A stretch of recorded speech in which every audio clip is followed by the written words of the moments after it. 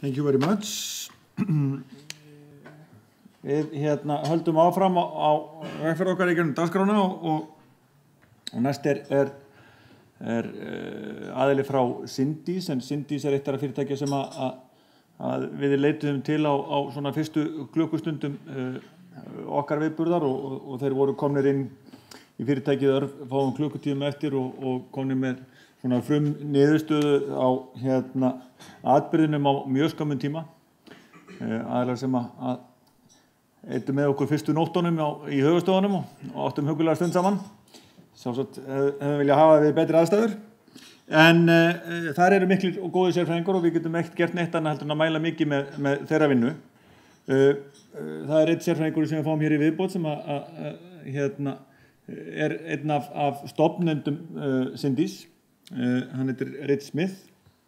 Hann starfar fyrir Syndís og fyrir fyrirtæki sem heitir Etsy, þar sem hann sem sagt öryggissérfræðingur og hann hefur bæði haldið fyrirlestra öryggismál víða heim og starfað fyrir alls kyns fyrirtæki, þannig að hefur víðtæka reynslu í faginu og ætti að vera góð viðbót við þekkingu okkar hér í salnum. Rich, I've given a short bio and they seem to accept, so the floor is yours. Hopefully it was nice.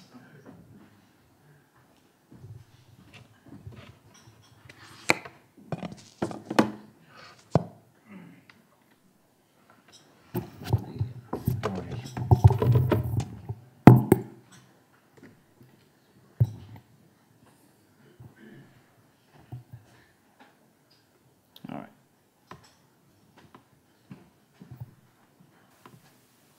Okay, so hopefully I was given a nice intro. My Icelandic isn't quite good enough to follow it all, but I am Rich Smith. I'm going to talk about some attack and effective responses today. So just a quick background. I'm based out of Brooklyn in New York, Director of Security Engineering at Etsy, co-founder of Syndis, which is a company here in Iceland that focuses on information security attack. Also worked in a number of other industry verticals. So I was a VP at Morgan Stanley, and I led the research in offensive technologies at Hewlett-Packard Labs. I've done a bunch of other things, but they just bore you. Essentially, my background is in hacking, finding new ways to break into systems, and doing the research that's required to do that. Do both the base research and actually doing attack operations to break into companies and explain to them where the problems are so that they can help and improve. As I've got older, I've kind of gone further up the stack and start to do more strategy, help companies understand how they can deal with attack from a strategic standpoint. Etsy, I realize that some people here probably aren't so familiar with Etsy, so just to give you an idea of the scale that we're working at and the scale that I'm going to be talking about some of the responses for, I just thought I'd throw some numbers in there. So Etsy.com, we were founded in 2005, currently got 40 million plus members, active members, so that's an active member is someone that's actually purchased within the last 12 months. More than 1 million active shops, got more than 25 million active listings on our roll. Last year we did 1.35 billion in sales, and we're currently operating in 200 plus countries. So the scale in which we are operating in terms of our technology base and the way that we approach our attack and defense side of things, we're pretty big. We're over 600 employees at the moment, and greater than 50% of those are engineers. So it's a very short talk today, so we can't get into too many details. I normally do like technical talks and explain people how to hack on things. I had to take a step back, and we're going to kind of go 10,000 feet up. Going to discuss about how kind of effective organizations actually consider attacks and respond to attacks. And the area that I'm going to try and drill in on is something called data-driven security. We're really going to be led by the data on what the right responses are. We're not just going to kind of be led by our convictions or by mantras or by what we read in a book. We're going to let the data lead us. I'm going to try and illustrate this with the recent Heartbleed vulnerability. It was mentioned in the presentation before. I'm sure a lot of you already heard about it. And the idea being that the way in which we responded to certain aspects of that Heartbleed vulnerability hopefully may have some lessons in there for you and your organizations. So who hasn't heard of Heartbleed here? It was pretty well covered. No hands, so you're either very shy or everyone's pretty clued in. It was a problem in the SSL. It allowed you to read arbitrary chunks of memory from a computer over the internet. If you're not technical, that just means it's a bad thing. You don't want that to happen. Like very, very easy overview of the attack. The person that was contacting the server could basically ask for, they would say how much data they wanted, and they would get it. So 6 letters, potato, gets back potato. 65,000 letters, hat, it gets hat, and then a bunch of other memory back. It really was that simple. The point being, even if you're not technical, lots and lots of data could leak, and the data that could leak could be all sorts of different things. Passwords, certificates, private keys, all sorts of things which, as an organization, you don't want people to be able to request over the internet. So, Etsy, like everybody else on the internet, was affected by this to some greater or lesser extent. What was that attack impact? Obviously, there was a lot of activity that was generated off the back of this across Etsy. We've got huge server farms, and certainly more than enough to take up a couple of hours of a presentation. We've got kind of 20 minutes, so we'll just zoom in on one area. We had a network appliance that was vulnerable, that was internet-facing. That particular network appliance was used by employees. It wasn't one that our members used. It was nothing to do with a website. It was an employee system for video conferencing. It was vulnerable, and so we needed to deal with that. So the actual kind of the easy part, the technical part, was patching it, updating it, restarting the system. Okay, cool, that system's secure. The problem was we had to assume that all of our passwords had been compromised. This vulnerability was in the wild for 2 years. We couldn't detect whether people had or hadn't compromised the system through the nature of the vulnerability. So we needed to take a worst-case scenario and assume that all of our passwords had been compromised. So we needed to change organization-wide all of our passwords. And no matter what size of organization you're from sitting out there, that's a scarier prospect than patching the system. Patching the system, sure, your admins can do that. Rolling your entire organization's passwords, a little bit more difficult, requires some thoughts. And there's good ways to go about it, there's bad ways to go about it. And as a security organization, if you do it wrong, everyone's going to hate you, and you're going to do the organization more damage in the long term, because people won't trust you. People won't, if you tell them something needs to happen, they're not going to believe you. So, questions that we asked ourselves when we're wanting to understand the extent to which our response to changing the passwords needs to be kind of right now, or do we have a little bit of time? We need to quantify that. We need to gather some data around supporting what we go to the CEO and say, this needs to be our response to keep the organization secure. So the way we broke down the problem, we wanted to know how urgently do we need to change this? Is it something we need to do straight away, or do we have a little bit of time? Are there any other benefits that we can get? We're going to go through this whole rigmarole of org-wide password changes. What other things can we achieve? And this is a great lesson for any security incident. Kind of look at it as glass half full rather than glass half empty. Right, we've got to do something. What else can we get off the back of it? What are those projects that we've wanted to push through but we couldn't push through for whatever reason, too disruptive? What can we get for free having to go through this horrible situation? And then how are we going to measure whether our response was actually successful or not?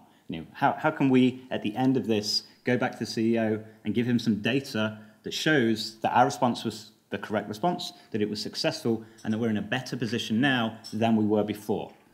So these 3 things are kind of the high-level overview of how we tackled the problem, and now we're going to kind of delve into some more of the details into what we actually gathered. So data science, I'm not sure how that translates into Icelandic, but the science of data. So at Etsy, we take data very seriously. We gather a lot of data. We've got a huge Hadoop cluster. For those that don't know, Hadoop is a massively distributed database that can crunch numbers in a particularly fancy way. We've got a team of currently 27, but they're growing, dedicated data scientists. These are people that just deal with crunching our data day in, day out. Me, as the head of the security organization, I can go and get a group of data scientists and get them to help me on crunching my data. They are the best people to understand how to run experiments, how to treat data. I'm the best person to interpret it from a security perspective. These people are there at my disposal. In terms of the actual website, Etsy.com, we're gathering about 250 million events per day. And separately, we run around about 450 experiments in parallel at any one time. These may be UI experiments, they may be testing code, different ways, different code paths, performance experiments, all sorts of different experiments that you would have on a global site. We're normally running between 400 and 500 of them at any one time, and separately they will collect another 400 million events per day. I had a peek at our Hadoop cluster before I came out. I landed at 6:30 this morning, so if I start to drop off, it's my apologies. We're running at about 17 terabytes of data at the moment. So we've got a lot of data there. We don't throw anything away. We keep it, and it just grows and grows and grows, and we buy more disks. When I say that we take data seriously, this is one of my co-workers' laptops. You can see the sticker at the top. We have charts and backtograph up, so off. And people take it pretty seriously at Etsy. We graph everything, and I mean everything. We do a practice called continuous deployments. This means that we push 50 to 60 live deployments of new code to our website every single day. This doesn't go through kind of version 1 and then QA testing. People are pushing code all of the time. We need to know when things go wrong. We need to know that quickly, and we do a lot of that by graphs. This is for the main website, also all our internal systems, all continually deployed, changes going in all the time. We monitor everything. We have a huge amount of data on everything, so it allows people to be flexible, but then when something goes wrong, we should know about it quickly so we can respond. This is one of the ops dashboards. We have about 25 of these clusters throughout the office, and most of these displays kind of rotate through different visualizations and different data. There is just graphs surrounding everybody. And we don't just instrument the data that is, say, in the systems, kind of CPU usage and disk usage and things like that. We also gather novel data. So this is a Jawbone. It's kind of a fitness device. Counts how many steps you do per day. Also tracks your sleep. Everybody at Etsy in the sysops, netops, and security teams, we all have a lot of privilege, as the previous presentation pointed out. With great privilege comes great responsibility. So we use these devices and we track all our sleep data and we push it up into kind of the central Hadoop cluster. So we can track everybody who's got sufficient privileges on the network when they're awake and when they're asleep. And we're running a variety of experiments on this. One of them that's security relevant is every time somebody logs into the VPN from home, to do some work, if their wristband's telling me that they're asleep, that's something I probably want to know about because it could be a compromised account. We're also running things. Our sysops guys, they've got beepers. If a server goes down, they'll get woken up in the night to go and fix that server, and they'll get alerts all the time. We want to quantify how much sleep were they actually losing to all these alerts going off, and how could we optimize that? We don't want our sysops guys being sleepy, so we're gathering all this data and we're doing these huge experiments. So it's not just system data, and this is one of many kind of novel data experiments that we're running. But I just wanted to kind of get an example of some of the weird data that we're pulling in and analyzing to give us better insights to how the company's working. And some of them have security aspects and some of them don't. So if that's kind of our data science and our approach of we gather a shit ton of data, and then what are we going to do with it? Well, we're here to talk about security, and we term this kind of data-driven security. Like I say, we're going to let the data lead us to what the correct responses to certain situations may be. And if we're going to take a kind of a very 50,000-foot view of what I say, I'm often asked to kind of define what security is. People will say, can you come and speak to our board about security? And so, well, it's a pretty high-level topic. It can be many things. And this is the graphic I tend to use. If we see technology as just one big circle, and then we see society as another big circle, I really see security as the overlap between technology and society. Because without society, if there was technology only and there was a bug, it's just a bug. The technology might be crappy, but it's not going to have any security impact. Without technology in the society, if there's problems, it's just crime. It's not technical crime, it's not hacking, it's just crime. It's been around forever, it's always going to be around. However, information security is that overlap between how people misuse technology and how the misuse of technology can impact people. And as society becomes more and more technologically dependent, the area for security increases because it's going to have an effect on more and more people's lives. So a very 50,000-foot view, this is how I think about security.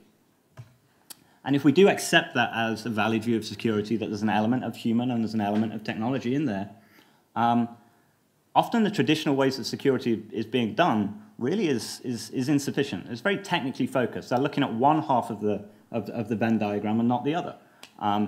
Security decisions will come down on high based on mantras, not based on data, just because that's what the security guy learned in his 3-day course or read in his book. That's the right thing. That must be done. There's no discussion. There's no rationale behind it. And often, security teams and technologists, and I'm sure you've all got somebody in your mind right now, who's kind of like a religious zealot. You can't tell them. You can't tell them that maybe there's a different way to do something. You can't tell them maybe there's too much impact because this is the right way to do it. Many security teams in many organizations act like this. And it can be very, very counterintuitive. It can actually get a worse response, get worse security into that organization because everybody hates them and then everybody works their way around the things that they've put in place. A lot of smiles out there. Clearly, you've all been doing that. But again, if we view security as this overlap between people and technology, then we need to capture that relevant data about how humans interact with their systems. More of a sociological approach. We're going to gather that experimental data, and then we're going to let it tell us what it sees rather than just dictating what it should be. So, effective security really requires data from both the technical side and the human side. So we're talking about attacks and incident response. Quality data really is key to have an effective incident response. Without it, you're just working in the dark, and you're likely to put your focus into the wrong areas. So gathering that data, having that data available to you prior to an incident occurring really is half of the battle. And as I've said, a bad security organization can quickly alienate itself if it's taking decisions based on conviction and not based on data. So, building trust with an organization so that the security organization will actually make an appropriate response is key if you want to actually have a meaningful effect on the security of the bigger organization. So that was all very high level in kind of like, how do we think about security? How do we think about data? In terms of this password change that we were going to go through, we needed to update everybody's password. We also wanted to then improve the overall security, the complexity of people's passwords. And our goal was to get complexity, and that's an arbitrary value, above 50%. And we'll talk about that a bit more. But we also want to be able to quantify these improvements and learn from the experience of us going through an organization-wide password change. So a measured and meaningful response really is driven by relevant and timely data. So we needed to get an understanding of our current state. We needed to know how weak our current passwords were, how many passwords were in common with other passwords. So the passwords that were at risk were our LDAP passwords, which were kind of for internal systems. How many people were using the same password for LDAP as for Gmail, as for their laptop, as for many other things? That would let us understand the extent of our exposure. And then how frequently were people changing their passwords? Gathering all this data helps us to justify the response that we tell the senior management in the company is the appropriate response. Without this data, they just have to believe us. With this data, we can back up that the response that we are advocating for them to take is the correct response because of X, Y, and Z. We also need to assess our desired state. And our goal was to get 75% of the organization to a password complexity of greater than 50%. And password complexity is kind of our own algorithm that we built to kind of measure how good or bad a password was. So our goal was to get 75% of the people, the employees, to have a password that measured 50% or better. We obviously needed a lot of custom instrumentation in our environment to be able to measure this, which we did, and we already had in place because we're data freaks and we just gather all this data all the time anyway. We built a password complexity algorithm. We modified some of our internal password change pages, which we'll discuss in a second, to try and elicit the best response from the users. And again, it's understanding both the human side of those circles and the technology side. So during this, and we ran many experiments as we do, you've got to think like a psychologist. We found that actually the UI feedback, people went onto the page to change their password, the way in which the UI fed back data to them really became the critical point in them picking good quality passwords. So our initial experiment, as I say, we developed this password complexity algorithm. It's not as fancy as it sounds. And then we had a kind of a dial. So as people were putting in their passwords, it would tell them what their score was within this password complexity algorithm. So to get to 100% really was quite difficult. You would need like a 30 character long password, uppercase, lowercase, symbols, blah, blah, blah. And because people weren't reaching 100%, it was really discouraging them. And they were just, whatever, I've just used, like 1, 2, 3, 4, or try that.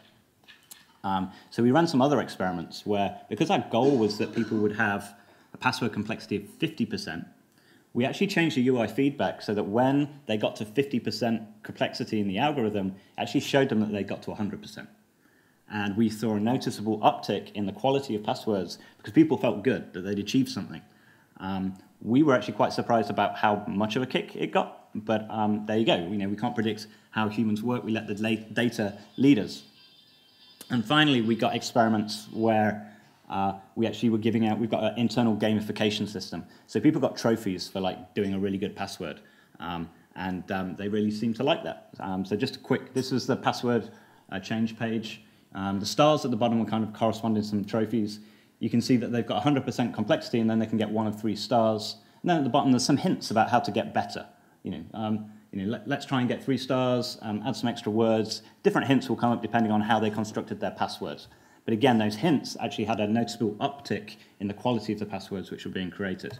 And if you get 100% and 3 stars, and who's awesome, you're awesome, everyone's happy. A message went out on the internal messaging system that so-and-so had got 100% 3-star password, and you laugh, but it actually elicited such a positive response that again, we let the data lead us. We wouldn't have predicted that it would have had such a good impact, but it really, really did. And like I say, we're obsessed with dashboards. This is some of the dashboards that we were constructing around monitoring the different bands and complexity of passwords over time, different times of the days. We could slice and dice it by different teams, how long a person had been in the company, were kind of new employees producing better passwords than old employees. There's a whole plethora of data. Again, a whole nother talk about how we analyze the data and what it really told us. Yeah, just proof that we're real bad data geeks. So in a very quick results way, 45% of our users updated their passwords within 90 minutes. We sent out the request to organization-wide, please, you need to update your password, with a lot of, we'd already messaged to them around Heartbleed, and we explained why they needed to change it and why it was good for the organization that they needed to change it. Yeah, more than almost half of the users of the entire organization changed it within 90 minutes of receiving that email. We put that down to the fact that as a security organization, we're very atypical because we don't rule with the iron fist. We allow people a lot of flexibility because we instrument around it so we can compensate for people maybe not being 100% secure. But the inverse of that is when we do actually ask things of people, they really respond well. Because we don't send out weekly emails demanding this, that, and the other. It's very rare that we send something out. Maybe once a month will a security to everybody come, and it's always for a big threat. So when people receive it, they actually respond very, very positively. I'll do the last 2 points, and if we've got time, I'll do the second one because there's a bit more of a story around that. As I said, we were aiming for kind of increasing the password complexity across the company. We actually increased the average complexity of passwords across the company 32%, which is a very great deal when you understand how our algorithm works. The quality of passwords now is much, much higher than it was when we went into this. So we've got all of these extra benefits from having to change the organization's passwords, but we kind of got as much silver lining from this as we could. And then password complexity of those passwords that were below 50%, which are kind of deemed a bad password, dropped by around 61%. So not only have we increased good passwords, we've decreased bad passwords by even more. So it means most people have kind of moved up into this middle band, which given our goal was to get people above 50%, our experiments worked, our experiments led us in the right direction, and the UI experiments led us to actually get the change in the organization that we wanted. And while this all might sound kind of a big pat on the back of how great a job did we do, the second bullet is a learning point that we took away from it. So we saw with our algorithm, we had some blacklisted passwords, some common passwords that we said, absolutely no good, these get 0%. There were things like, Etsy 1234. No good, it's going to get 0%. And we saw people that they used to have one of these old bad passwords. So we could see it would come out as 0%. And we saw a huge population that went from 0 to 47%. And not just like 1 or 2 users, like a bunch of users, 0 to 47%. We initially were thinking that our algorithm was bad, that we'd made a mistake with problems in our data collection, and questioning ourselves. What it actually turned out to be was the way that we constructed our algorithm. If you'd taken one of those old bad passwords, Etsy 1234, and then just appended like a special character at the end, so Etsy with a capital E, 1234 exclamation mark, the way our algorithm worked was it was no longer on the blacklist, and it had like uppercase, lowercase numbers and a symbol. That gave you 47%. So what we found was there was a population of users that were taking their old bad passwords and just like adding a special character on the end, and then they got the 47%. Oh, cool, you know, I'm good. And so that was an insight for us that we needed to do much better. For our next version, we've already upgraded our password complexity algorithm.